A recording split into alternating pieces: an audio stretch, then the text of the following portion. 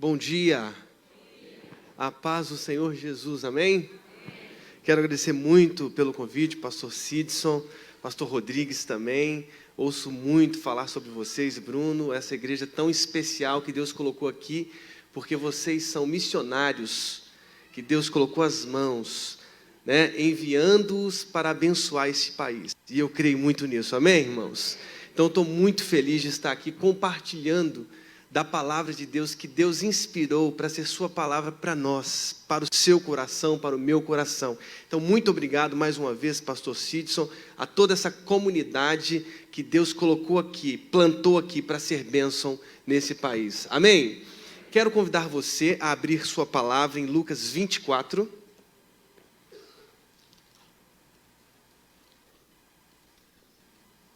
Enquanto você está procurando aí, eu quero apresentar minha esposa que está ali atrás. Priscila está bem ali atrás. Eu não sei se as crianças estão aqui ou nas classes. Fique em pé. Aí, minha esposa está ali, junto com minha filha Rebeca. O Lucas já deve estar na classe. Espero que a classe esteja em pé ainda, depois que ele foi. Lucas capítulo 24. Eu queria que você abrisse lá no verso 13. Nós vamos falar um pouco sobre a crise abissal, que aconteceu a partir do verso 13 desse capítulo 24, que é o último capítulo que fecha esse evangelho tão importante, que é o evangelho de Lucas. Então, Lucas capítulo 24, a partir do verso 13, quem encontrou aí, diga um amém bem forte. Amém. Vamos ler a palavra de Deus? Naquele mesmo dia, 2 deles estavam indo para um povoado chamado Emaús, a 11 quilômetros de Jerusalém. No caminho, conversavam a respeito de tudo o que havia acontecido. Enquanto conversavam e discutiam, o próprio Jesus se aproximou e começou a caminhar com eles, mas os olhos deles foram impedidos de reconhecê-lo. Ele lhes perguntou: sobre o que vocês estão discutindo enquanto caminham? Eles pararam com os rostos entristecidos. Um deles, chamado Cleopas, perguntou-lhe: você é o único visitante em Jerusalém que não sabe das coisas que ali aconteceram nestes dias? Que coisas? Perguntou ele.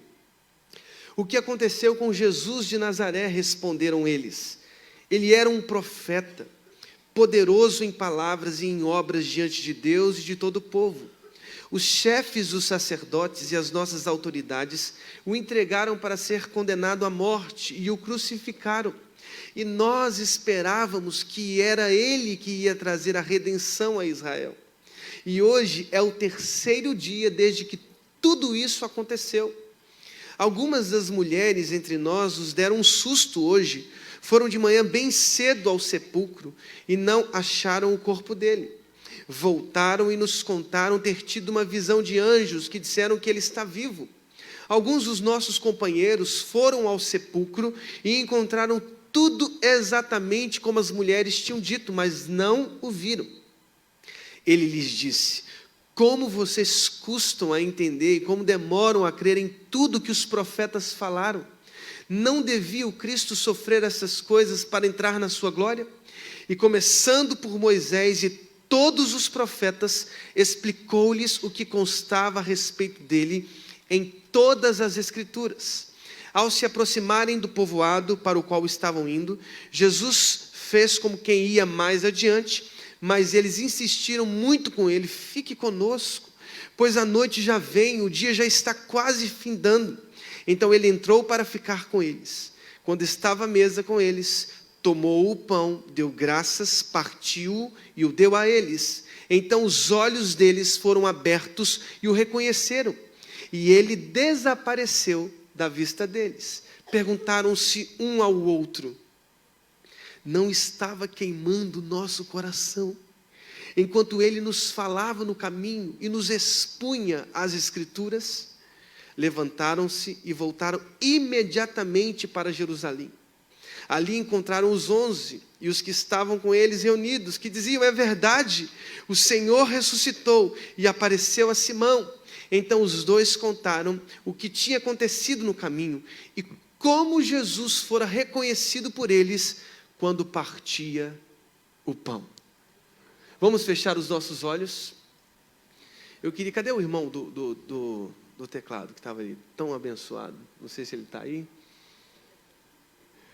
Qual o seu nome, meu irmão? Charles.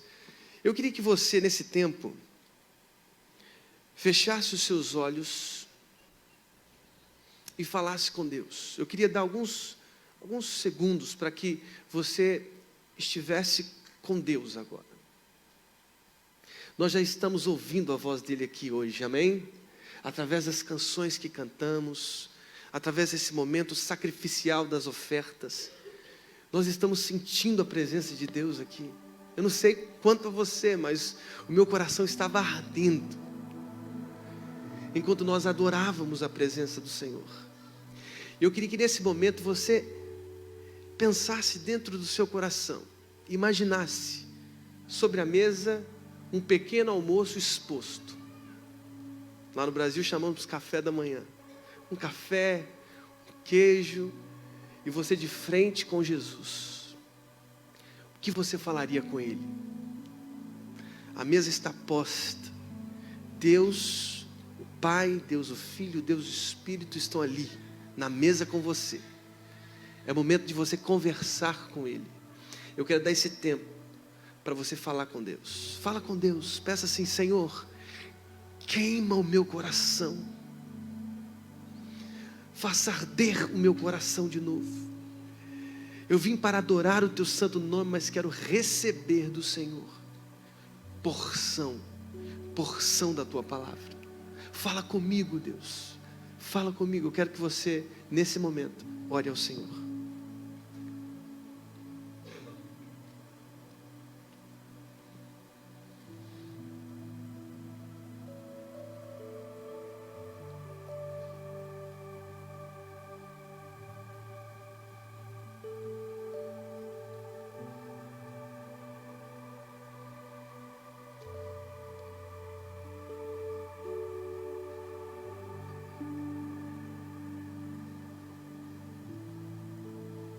Senhor Deus, ouça a oração do teu povo.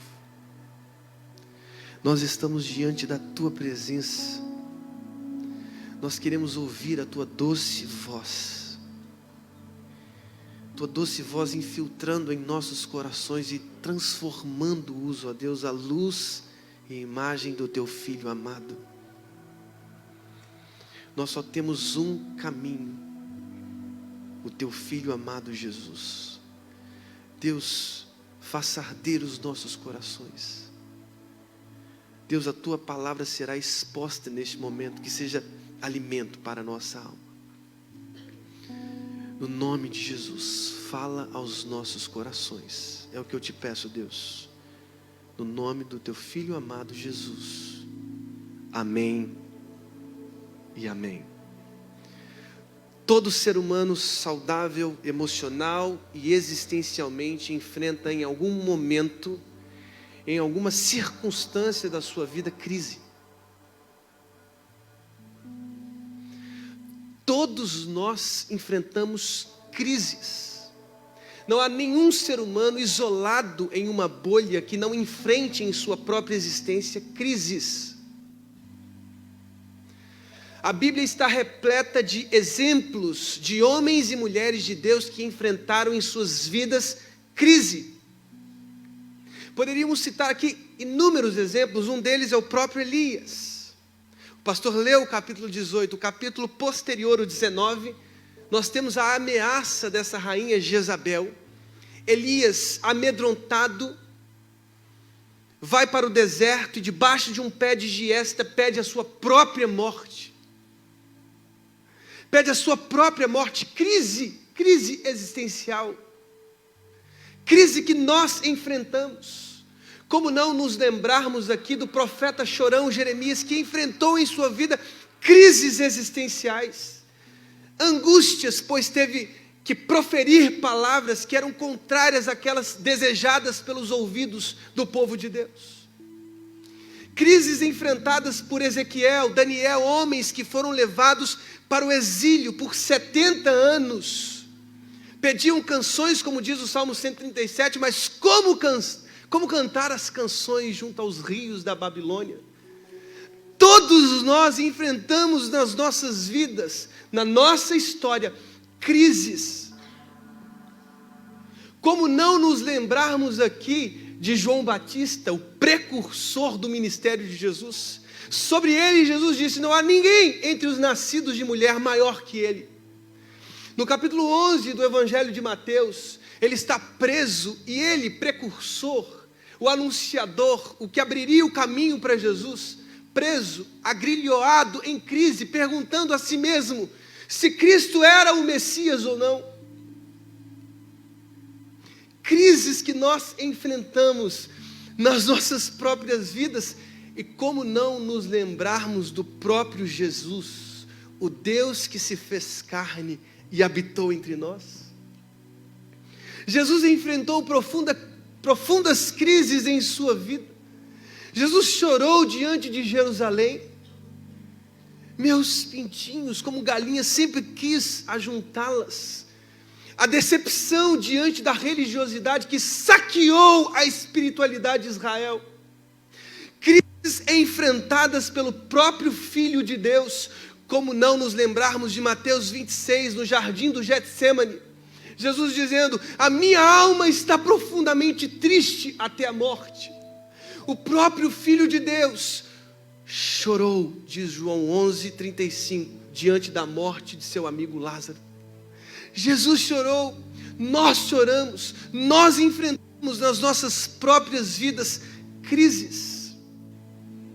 Madre Teresa de Calcutá, que rompeu o século XX como paradigma da espiritualidade cristã, em cartas aos seus confessores, disse: há na minha alma uma profunda tristeza, uma escuridão terrível dentro de mim, citando São João da Cruz do século XVI.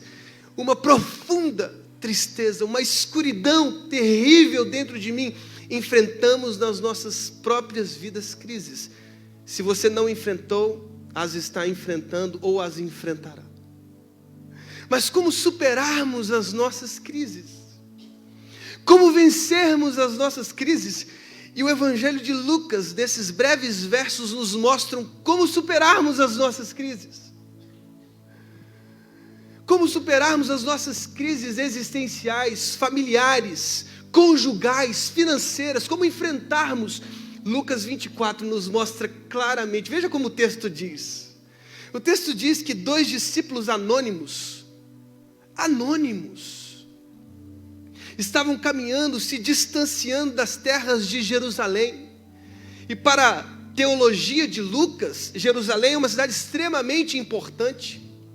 Atos 1:8, escrito também pelo evangelista Lucas, diz que lá eles deveriam esperar. Por quê? Porque descerá sobre vós o Espírito Santo, e vocês serão as minhas testemunhas em Jerusalém, Judeia, Samaria, confins da terra.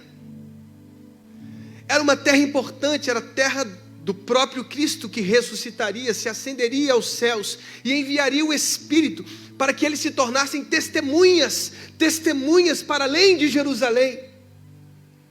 E aqueles 2 discípulos em Lucas 24, após a morte de Jesus, ainda eclipsados pela escuridão, a escuridão da morte de Jesus, estavam com os rostos entristecidos, caminhando e se distanciando das terras de Jerusalém para Emaús. E diz a palavra de Deus que eles estavam caminhando, era uma distância de 11 quilômetros, 12 quilômetros, até que o próprio Jesus, o ressuscitado, aparece àqueles discípulos e começa a conversar com eles. Que coisas são essas que estão incomodando o coração, enfraquecendo o coração, a fé de vocês? E eles expõem, eles se abrem para Jesus, quase numa sala psicanalítica, numa caminhada psicanalítica, se abrem completamente, até que chegam a Emaús, partem o pão, depois de Cristo expor todas as Escrituras, passando pelos profetas, por Moisés, expondo o que sobre ele as Escrituras diziam. E diz a palavra de Deus que ao partir o pão, eles reconhecem que aquele que estava com eles naquela caminhada era o próprio Jesus. Esse texto é um texto fantástico, que nos ensina coisas muito especiais. A primeira delas é que para vencermos as nossas crises, nós precisamos da presença de Cristo em nós. O que o texto nos diz claramente é que o próprio ressuscitado aparece nessa caminhada angustiante para Emaús, 11 quilômetros, se distanciando das terras da descida do Espírito Santo, do cumprimento de Pentecostes, de Joel. Eles estavam angustiados, diz a palavra que os rostos daqueles discípulos estavam entristecidos, crise profunda. Irmãos, os evangelhos após a morte de Jesus revelam que os discípulos se espalharam, traíram Jesus, negaram Jesus. Teve um que saiu correndo nu do Getsêmani, diz o evangelho de Marcos. Todos estavam em João 20, trancafiados, amedrontados. Uma profunda crise se alastrou pelos discípulos. E estes dois que caminhavam para Emaús estavam também angustiados diante do cenário hostil à própria morte de Jesus. O Messias está morto, o Messias foi vencido pelo nosso pior inimigo, a morte. Onde está ele? Era a pergunta dos discípulos. O que faremos? Veja, João 21, depois de Jesus ter aparecido 2 vezes aos discípulos, eles estavam lá junto ao mar de Tiberíades, pescando. A crise se alastrou como um câncer, como um vírus letal sobre os corações daqueles discípulos que perderam a fé. Jesus apareceu. O ressuscitado apareceu, amém? O Jesus ressurreto apareceu diante daqueles 2 homens e caminhou com eles por 11 quilômetros. Irmãos, nós só venceremos as nossas crises, nós superaremos as nossas crises se confiarmos na presença de Cristo nas nossas vidas. Ele mesmo disse: todo poder me foi dado no céu e na terra. Façam discípulos de todos, e eis que estarei convosco todos os dias, até a consumação dos séculos. Irmãos, nós só vencemos as nossas crises com a presença de Jesus em nossas vidas. Você se lembra dos discípulos atravessando o mar hostil? O mar revolto? Aqueles discípulos desesperados, porque experientes sabiam que o mar estava num dia um pouco mais revoltado do que o costume. Eles já viam a sua própria morte. E eles acordaram a Jesus. Jesus estava numa polpa com um travesseiro, diz o evangelista Marcos. Eles acordaram: Jesus, não te importa que morramos? Jesus se levanta, acalma a tempestade. Irmãos, eu fico impressionado diante desse texto. Jesus acalma a tempestade das nossas vidas. Quaisquer crises que enfrentamos, todas elas são vencidas com a presença de Jesus. Eu me lembro de um dia que estava na central do Rio de Janeiro. O meu coração estava muito triste. Foi um momento muito difícil da minha vida. Talvez você pense assim: mas pastor, não pode enfrentar isso? Enfrentamos. Momento difícil da minha vida. Eu me lembro até hoje, meu coração doía. Alguns dias antes desse dia, eu tinha ido ao cardiologista no Hospital Evangélico do Rio de Janeiro. E o médico disse para mim: não, você não tem problema nenhum, fiz todos os exames, mas a dor continuava. O desespero era grande. E eu me lembro até hoje, na central do Brasil, veja. Meu pai me liga e me diz assim: filho, o Daniel me ligou. Daniel era um irmão da nossa igreja. E ele disse para você ler Josué 1:9. Irmãos, eu no centro, no meio do desespero, eu procurei alguma livraria, até que eu encontrei uma livraria e disse assim: por favor, deixa eu abrir a palavra de Deus aqui. E li Josué 1:9, que diz: não te mandei eu? Esforça-te, tem bom ânimo, porque eu sou contigo, por onde quer que andares. Presença de Cristo nas nossas vidas. Sabe o que a gente aprende? Que ser como Cristo também é andar com os enlutados. Assim como Cristo andou com os angustiados a caminho de Emaús, esse próprio Jesus nos ensina: andemos também. Ser cristão significa continuar a própria obra de Jesus. significa ser continuação corpórea do próprio Cristo. Nós somos o corpo de Cristo. Se queremos ser como Ele, nós precisamos andar com os enlutados, caminhar com os entristecidos, para essa caminhada tão triste e angustiante, que é a caminhada para Emaús. Sabe por quê? Porque nós vimos o ressuscitado. As pessoas para além dessas paredes não conhecem o ressuscitado. Você tem uma missão extraordinária aqui nesse país, em Portugal. Você tem. Você precisa revelar a face do ressuscitado, porque todas as pessoas para além dessas paredes estão enlutadas porque não conhecem o ressuscitado. E você é o mensageiro do ressuscitado. Você foi aquele mesmo que experimentou o ressuscitado. E você precisa ser esse anúncio. Você precisa ser essa testemunha de quem viu o ressuscitado, porque Ele caminha nas nossas próprias vidas.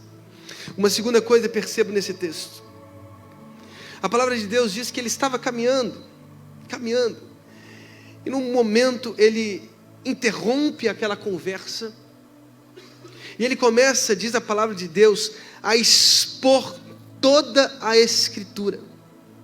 Passando por todos os profetas, por Moisés. Diz o verso 27, começando por Moisés e todos os profetas, explicou-lhes o que constava a respeito dele em todas as Escrituras.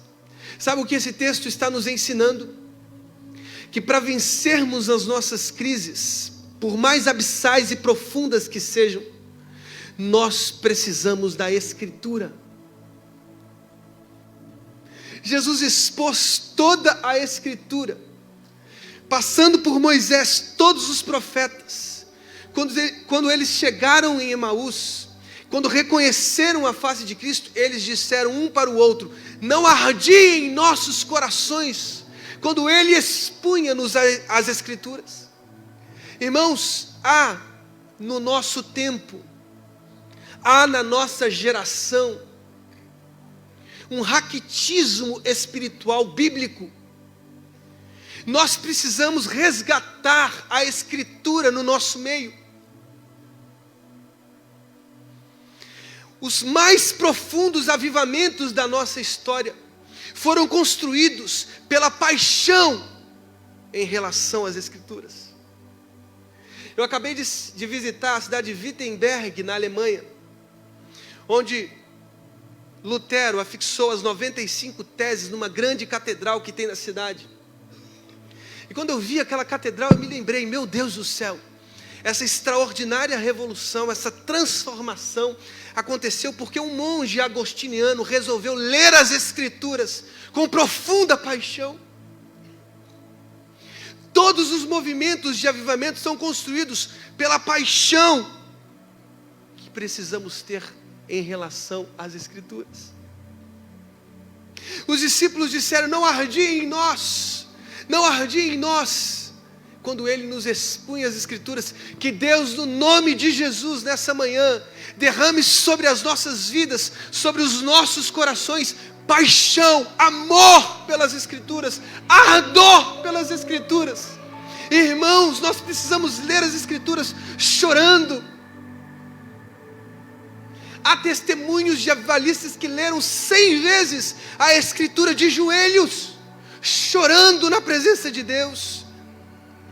Os nossos corações precisam arder diante da palavra de Deus, pois ela é uma espada de 2 gumes, que penetra ao ponto de dividir alma e espírito, juntas e medulas. A palavra de Deus vai no mais interior dos nossos ossos, das nossas almas, dos nossos sentimentos, das nossas crises mais abissais, profundas, transformando, renovando, abençoando as nossas vidas. Que Deus derrame sobre nós paixão pelas Escrituras, pois ela é lâmpada para os nossos pés, luz para os nossos caminhos, por mais escura que seja a nossa caminhada. Por mais escura que seja a nossa caminhada, a palavra de Deus é lâmpada, é luz. Mateus capítulo 27 diz que as trevas cobriram toda a terra. Com a morte de Jesus, do meio-dia às 3 horas da tarde, as trevas cobriram toda a face da terra. Escuridão profunda. Total escuridão. Morte de Cristo. Às 3 horas da tarde, Jesus entrega o seu espírito. Eloi, Eloi, lama sabachthani. Deus meu, por que me desamparastes? Desamparo, angústia. Ele entrega o espírito, o véu do templo se rasga de alto a baixo. Um novo caminho foi aberto. Aquelas trevas que cobriram a face do abismo, capítulo 28 de Mateus, capítulo 16 de Marcos diz que no primeiro dia da semana, rompeu-se o sol. Rompeu-se o sol. Aquela escuridão que cobriu a face da terra. Como na criação, as trevas cobriam a face do abismo. E o Espírito de Deus pairava por sobre as águas. Era como se uma recriação estivesse acontecendo. Com a morte e ressurreição de Jesus. No primeiro dia da semana o sol se rompeu. Um novo dia. A palavra tornou-se carne. Luz. Luz. A palavra de Deus que tornou-se carne, viveu entre nós, morreu, enfrentou a morte, venceu a morte, ressuscitou. A palavra encarnada de Deus ressuscitou, trazendo luz a todos os nossos corações.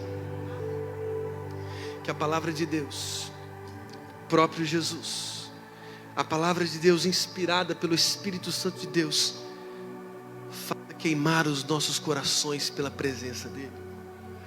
Que no nome de Jesus, a partir de hoje, você leia a Escritura com paixão, com devoção. Quero terminar essa palavra hoje dizendo: eles estavam com os rostos entristecidos. Eles caminharam 11 quilômetros. Cristo expôs de Moisés, passando por todos os profetas, o que a Escritura dizia a respeito dele.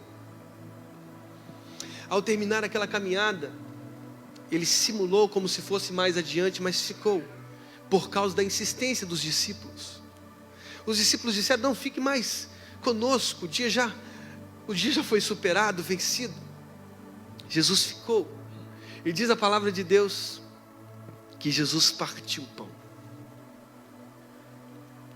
Ao partir o pão, o rosto de Jesus foi reconhecido. O próprio Cristo foi reconhecido pelos discípulos. Queridos, há um mistério extraordinário nesse texto.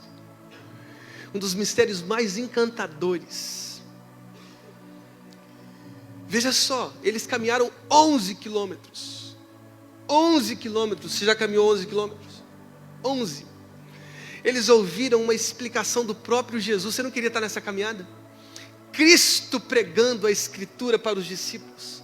O coração deles ardendo, mas diz a palavra de Deus que ao chegarem em Emaús, quando Cristo partiu o pão, ele foi reconhecido. Aquela face impedida, aquela face obstaculizada, aquela face bloqueada, tornou-se tão clara que os discípulos disseram: é o Messias. Ele venceu a morte ao partir o pão. Irmãos, nós superamos as nossas mais profundas crises quando entendemos a presença de Cristo na nossa caminhada. Ele sempre estará conosco, foi sua promessa. Ainda que atravessemos os piores mares, os piores rios, os mais revoltados, os mais revoltos, a presença de Cristo é aquela que acalma as nossas tempestades. A palavra de Deus é aquela que arde os nossos corações, que faz arder as nossas almas, que ocupa as partes mais profundas, os porões mais obscuros da nossa alma. Mas lembre-se, Cristo foi reconhecido na comunhão.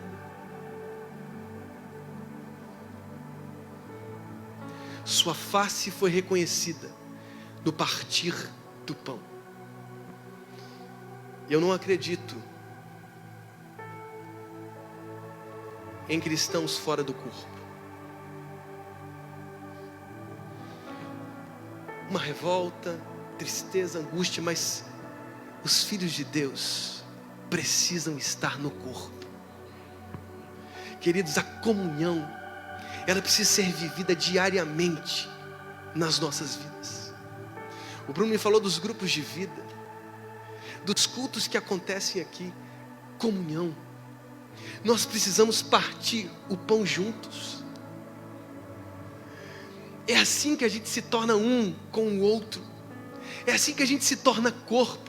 É assim que a gente sente a dor do outro. É assim que a gente, ao sentir a dor do outro, a gente supera a nossa própria crise.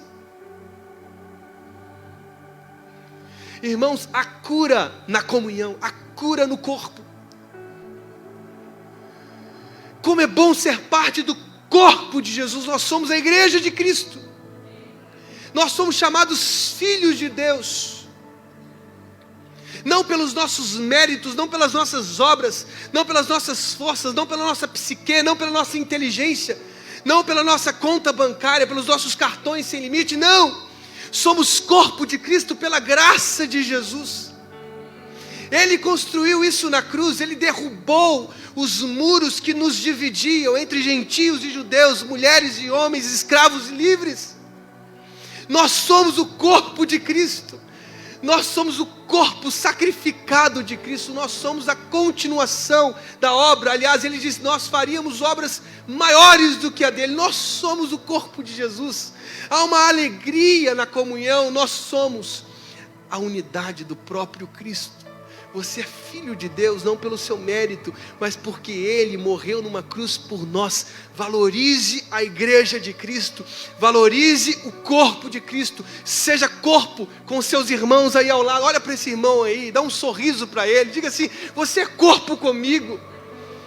Paga o meu almoço hoje, fala isso. Nós somos um com o outro. Irmãos, nós somos essa unidade linda, chamada Igreja de Jesus Cristo. A cura nisso, irmãos. Como é bom sentir a dor do outro, como é bom dividir as nossas cargas com o outro. O próprio Cristo sempre nos ensinou isso. Vinde a mim todos vós que estáis cansados, oprimidos, porque eu vos aliviarei. Cada pessoa desse corpo é importante. Ontem eu estava andando na casa do Bruno, e aí eu não vi um obstáculo, chutei o obstáculo. Irmãos, foi muito forte, meu dedinho no pé sentiu uma dor horrível. E sabe o que eu percebi? Aquilo que eu nem sabia que existia, porque eu não dava relevância nenhuma para aquele dedo. Eu só percebi que eu tinha aquele dedo ontem, quando eu bati, e eu senti a dor daquele dedo. Eu não sabia que aquele dedo existia. Eu sabia que a gente tinha 10 dedos, 5 em cada pé, mas eu não sabia da existência dele. Ontem eu fiquei sabendo da existência desse dedo. E sabe o que eu percebi? Que cada parte desse corpo é extremamente importante. Eu estou com dificuldade de andar por causa daquele corpo, daquele dedo, que era um corpo estranho, mas se tornou conhecido para mim ontem. Aquele dedo, o corpo inteiro sentiu. Eu lembro de uma vez no Rio de Janeiro, fui visitar uma célula. E aí eu estava lá e tinha uma pessoa que estava enfrentando câncer. Câncer difícil. E aí o líder daquela célula disse assim, você não está sozinho. Toda essa célula está com câncer. Todo esse corpo está com câncer.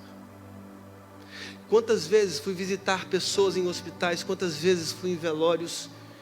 Quando cheguei, tinha um corpo de Cristo junto. Nós precisamos superar as nossas provações, as nossas dificuldades, as nossas mais profundas crises, por mais abissais que sejam, no corpo. Nós somos o corpo de Cristo.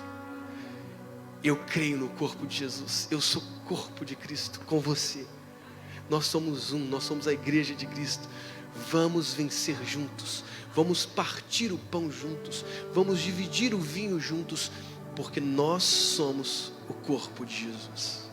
A igreja primitiva, o maior exemplo de todas as igrejas, o texto de Atos diz, e não havia entre eles necessitado algum.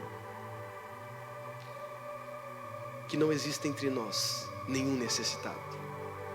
que os afetos sejam divididos, que o pão seja dividido, que os abraços sejam divididos, que os sorrisos sejam divididos, que a comunhão seja a expressão da superação das nossas maiores crises, no nome de Jesus. Amém e amém.